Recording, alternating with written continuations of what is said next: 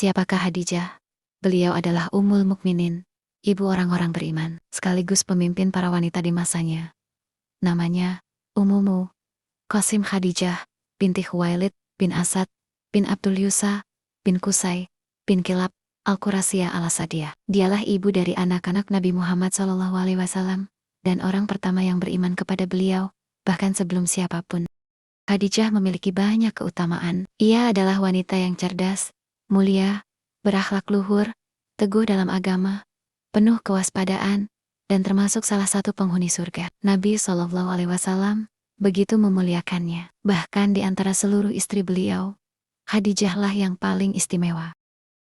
Aisyah radhiyallahu anha pernah berkata, "Aku tidak pernah merasa cemburu kepada seorang wanita pun, sebagaimana aku cemburu kepada Khadijah, karena Rasulullah SAW sering manhobet-nibet namanya. Salah satu wujud kemuliaannya adalah Nabi SAW tidak pernah menikahi wanita lain selama Khadijah masih hidup. Dari Khadijah pula beliau dikaruniai banyak anak. Ketika ia wafat, Rasulullah SAW begitu berduka, sebab Khadijah bukan sekadar istri, melainkan sahabat terbaik dan pendamping setia. Renungan seorang Khadijah. Khadijah, wanita berhati bersih dan besar, pernah duduk merenung seorang diri. Ingatannya berkelana, memutar kenangan masa lalu. Ia teringat keberhasilannya dalam niaga, kafilah dagangnya yang menuju Syam, bahkan mampu menyaingi seluruh kafilah Quraisy. Namun, kejayaan itu tak menghadirkan kebahagiaan. Hatinya masih merasa hampa. Ia mendambakan kehidupan rumah tangga yang luhur, penuh cinta, pengorbanan, dan ketenangan. Sesuatu yang menjadi bekal jiwa, bukan sekadar kesuksesan dunia. Sebelumnya, Khadijah pernah menikah dengan Abu Halah bin Zararah At-Taimi. Ia berharap suaminya kelak menjadi pemimpin kaumnya. Namun, Abu Halah wafat lebih dulu, meninggalkan seorang anak yang bernama Hindun. Tak lama setelah itu, salah satu bangsawan Quraisy, Utaik bin Abid bin Abdullah Al-Makhsumi, meminangnya. Khadijah pun menikah dengannya. Tetapi pernikahan itu pun tidak bertahan lama. Ia kembali menjanda. Meski demikian, kecantikan, kehormatan dan kedudukannya tetap menjadikannya idaman para lelaki Quraisy. Namun, jauh di dalam hatinya, Khadijah merasa takdir masih menyimpan sesuatu yang besar. Sesuatu yang kelak akan menghapus luka masa lalu, menggantikan nestapa dengan kebahagiaan tiada tanding. Khadijah adalah seorang wanita dengan idealisme tinggi, emosinya hidup, wawasannya luas. Sejak muda ia dikenal taat beragama, berhati bersih, hingga dijuluki At-Tahira oleh kaumnya Quraisy. Karakter itu sudah cukup menempatkannya di puncak, jauh di atas kebanyakan wanita pada zamannya. Ia sering mendengar kisah dari sepupunya, Warakah bin Naufal, tentang para nabi dan ajaran agama. Cerita-cerita itu membuat angan Khadijah melayang tinggi, menatap cakrawala kemuliaan yang seakan tak terjangkau bagi orang lain. Suatu malam, setelah bertawaf mengelilingi Ka'bah berulang kali, Khadijah pulang ke rumah. Ia duduk sejenak dalam hening, lalu beranjak ke pembaringan. Senyum tipis menghiasi wajahnya meski hatinya tak tahu persis perasaan apa yang sedang bergejolak. Ia pun terlelap. Dalam tidurnya, Khadijah bermimpi. Ia melihat matahari besar turun dari langit, Mekah dan masuk ke rumahnya, menyinari setiap sudut dengan cahaya yang luar biasa indah.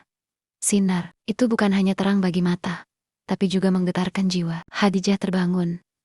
Malam masih pekat, namun cahaya mimpi itu seakan masih hidup dalam hatinya, meninggalkan rasa haru yang sulit dijelaskan. Keesokan paginya, ketika fajar menyingsing dan langit Mekah mulai jernih, Khadijah memutuskan menemui sepupunya, Warakah bin Naufal. Hanya dia yang mungkin bisa menafsirkan mimpi itu. Warakah kala itu sedang membaca lemboren-lemboren suci yang selalu menemaninya pagi dan sore. Mendengar suara Khadijah, ia segera menoleh.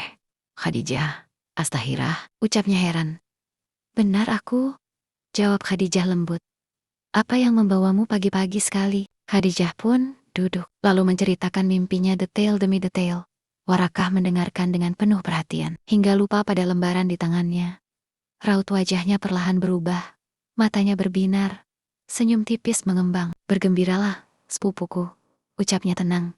"Jika Allah Subhanahu wa Ta'ala membenarkan mimpimu, cahaya kenabian akan masuk ke rumahmu.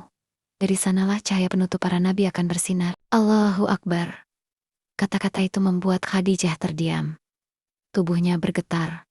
Hatinya diliputi campuran bahagia, harap, sekaligus rasa tak percaya. Sejak hari itu, Khadijah menjalani hidup dengan keyakinan baru.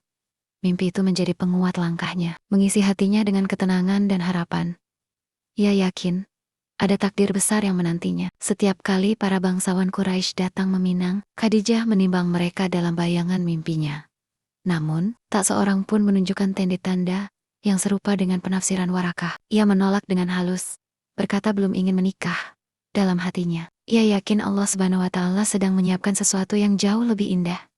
Sesuatu yang kelak benar-benar akan menghapus luka, menghadirkan kebahagiaan, dan membawa cahaya bagi dunia. Khadijah binti Khuwailid adalah saudagar wanita terpandang, kaya raya, mulia, dan dihormati. Ia biasa mempercayakan barang dagangannya kepada para lelaki untuk dijual. Mendengar kabar tentang Rasulullah SAW yang jujur dan amanah, Khadijah mengutus seseorang untuk menawarkan kerjasama. Rasulullah SAW diminta membawa dagangannya ke Syam, ditemani budaknya, Maisarah. Dalam perjalanan, Rasulullah SAW beristirahat di bawah pohon dekat biara seorang rahib. Rahib itu berkata kepada Maisarah, "Tak ada yang berteduh di bawah pohon itu kecuali seorang nabi." Maisarah juga menyaksikan dua malaikat menaungi Rasulullah SAW dari teriknya matahari. Perjalanan itu pun menghasilkan keuntungan berlipat ganda untuk Khadijah. Maisarah lalu menceritakan semua pengalamannya kepada Khadijah tentang ucapan rahib, juga naungan malaikat yang ia lihat sepanjang perjalanan. Khadijah terus memikirkan kata-kata itu.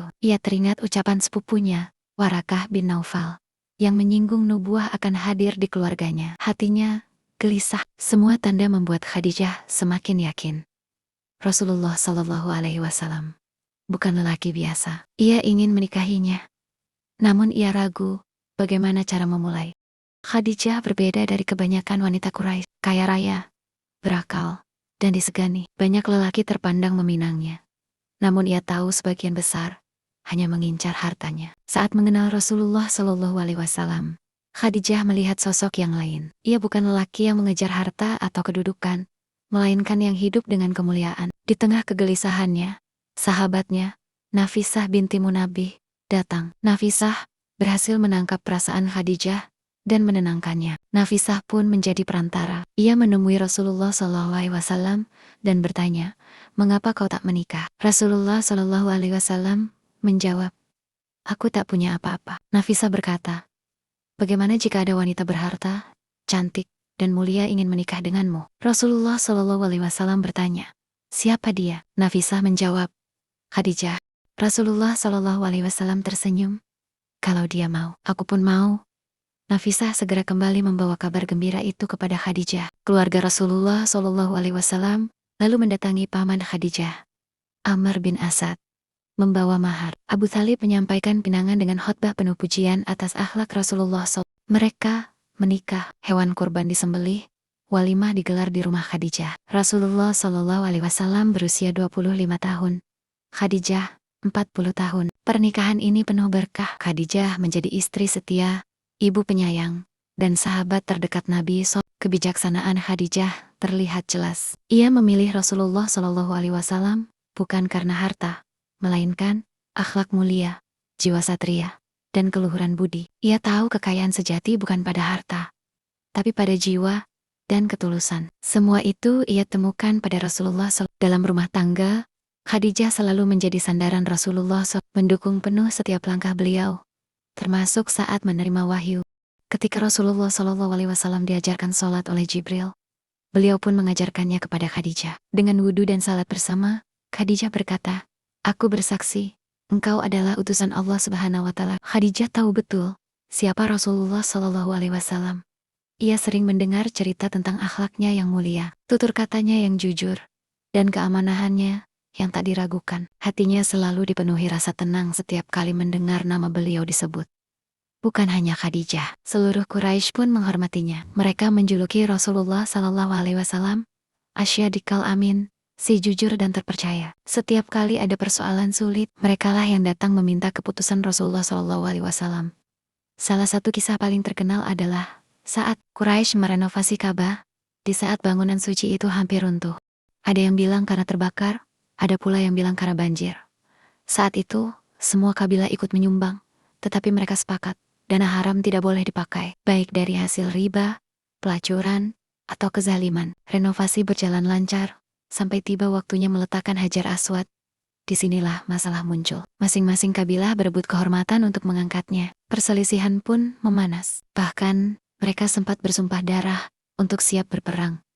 Suasana menegang berhari-hari. Akhirnya, para pemuka Quraisy sepakat. Siapapun yang pertama masuk dari pintu masjid akan jadi penentu. Tak lama kemudian, Rasulullah Shallallahu Alaihi Wasallam masuk. Seketika mereka bersorak lega.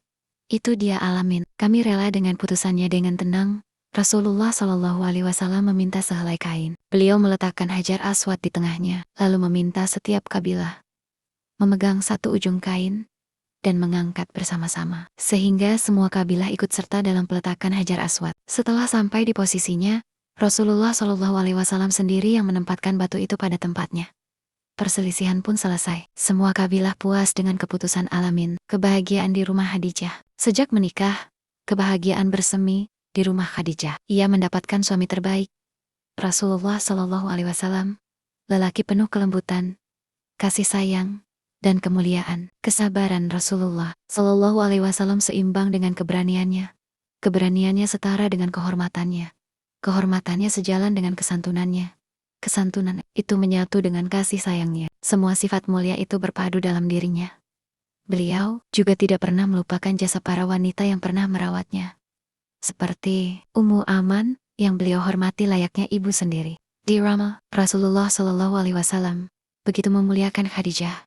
Beliau menumpahkan kelembutan yang membuat bukan hanya istrinya yang bahagia, melainkan juga anak-anak Khadijah dari pernikahan sebelumnya. Hindun, putri Khadijah, tumbuh besar merasakan kasih seorang ayah tiri yang penuh cinta dan kejujuran.